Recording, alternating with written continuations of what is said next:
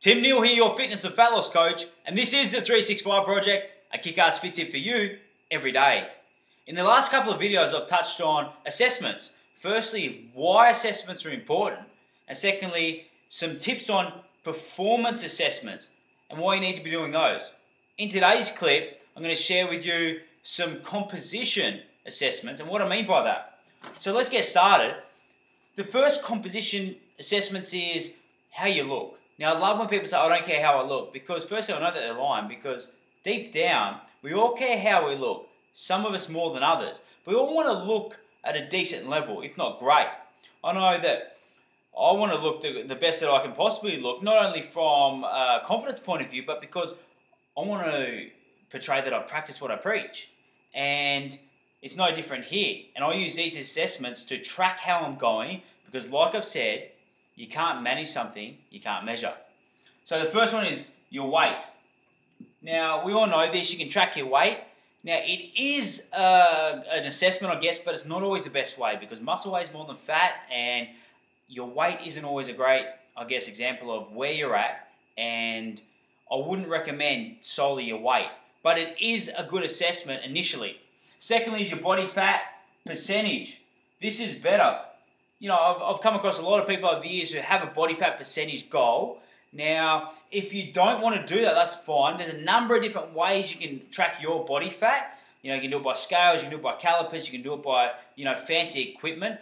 All that you need to do is whatever way you track your body fat is you do the same thing ongoing to get, a comparable result. The next one is your measurements.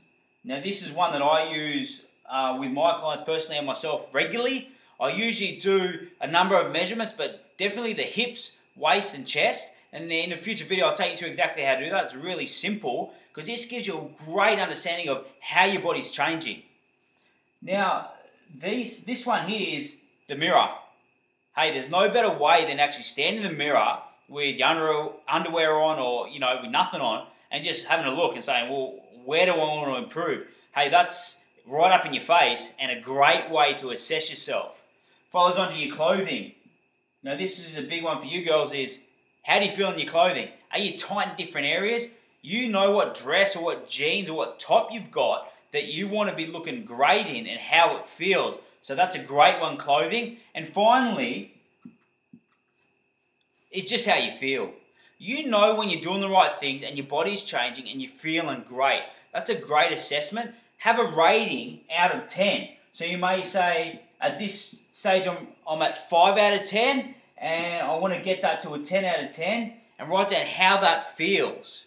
So how you feel is a great one, and also the compliments that you're receiving from others is a great way to assess yourself. Are you getting lots of different compliments, which means you're progressing and you're seeing some great improvement?